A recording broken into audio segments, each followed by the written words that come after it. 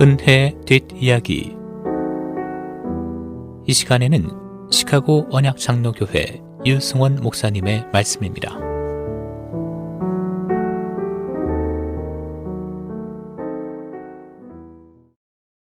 최근에 생각할 일이 있어 서재에서 기독교 죄악사라는 책을 다시 찾아봤습니다.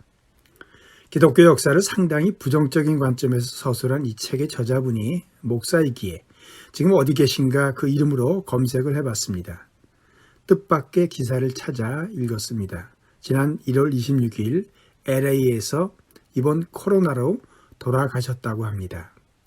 그분의 관점을 반박하는 글을 쓰려고 했는데 그분이 이미 이 세상에 없는 분이 되었습니다. 저의 인생도 다시 한번 돌아보게 되었습니다. 나도 이렇게 언젠가는 내가 적어놓은 글들만 남겨놓고 이 땅을 떠나게 되어 있는데, 불확실한 것이 너무 많은 세상에서 확실한 것 몇 가지 중에 하나가 바로 죽음입니다. 앞으로 100년 뒤에 여전히 이 자리에 살아 있을 사람은 한 명도 없는 것 같습니다. 즉, 여기서의 삶에는 반드시 끝이 있다는 말입니다. 예수님이 다시 오시든 아니면 그 전에 각자 자신의 죽음을 맞이하든 분명히 종말이 있습니다. 세상적 종말이든 개인적 종말이든 반드시 끝이 있다는 말입니다. 이보다 더 확실한 일도 없습니다. 그러니까 반드시 오는 그때를 대비하고 현재를 살아야 그때에 문제가 없을 것입니다. 예수님은 이 점을 매우 중요하게 여기셨습니다. 그래서 후대 학자들은 예수를 종말론자라고 정의합니다.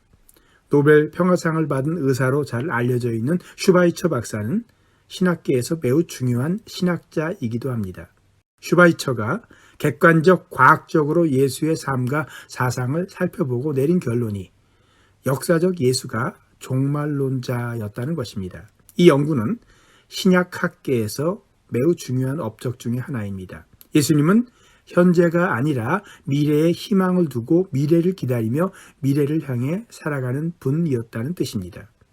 그 종말의 때의 준비를 위해 예수님께서 세 가지 중요한 이야기를 해주십니다. 마태복음 25장에 그 세 비유가 있습니다. 전통적인 제목들이 있지요. 열처녀의 비유, 유대의 풍습에 따라 언제 올지 모르는 신랑을 기다리던 10명의 들러리 이야기입니다. 5명은 기름을 잘 준비하고 있어서 늦은 밤에 오는 신랑을 맞을 수 있었지만 5명은 안일하게 딴짓을 하다가 결국 잔치를 놓치고 만다는 이야기입니다. 달란트의 비유, 먼 곳으로 떠나는 주인이 자신의 종들에게 능력에 따라 각기 달란트를 나눠줬는데 2달란트 받았던 사람과 5달란트 받았던 사람은 사업을 잘해 원금을 2배로 늘렸으나 1달란트 받았던 사람은 억한 심정으로 그것을 땅에 묻어뒀다가 나중에 혼쭐이 난다는 이야기입니다. 양과 염소의 비유, 그리스도께서 다시 오셔서 사람들을 2 부류로 나누어 평가하시는데 왼쪽에 분류된 염소들은 지극히 작은 자에게 아무런 관심도 주지 않았던 사람들이고 오른쪽에 분류된 양들은 지극히 작은 자 하나를 관심 갖고 돌보고 살폈던 사람들이라 합니다. 그런데 그렇게 지극히 작은 자 하나에게 한 것이 바로 임금 대신 그리스도께 한 것으로 정의해서 크게 칭찬을 받는다는 이야기입니다.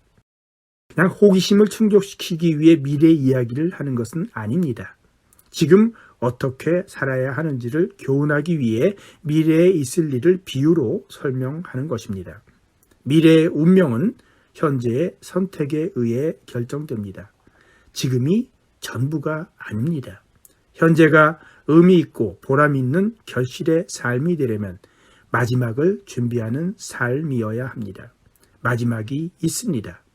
영생과 심판, 상급과 형벌의 마지막이 있습니다. 마지막을 염두에 두는 삶을 살아야 합니다. 다음 주에는 이 세 비유를 조금 더 분석적으로 뜯어보며 우리 자신을 살펴볼까 합니다.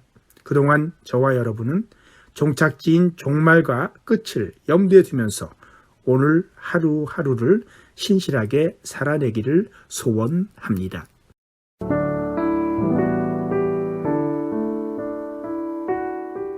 은혜의 뒷이야기. 지금까지 시카고 언약장로교회 유승원 목사님의 말씀이었습니다. 시카고 언약장로교회는 1424 그린우드 글렌비에 위치했으며 신앙상담 문의는 전화 224-578-6739 578-6739번으로 연락주시기 바랍니다.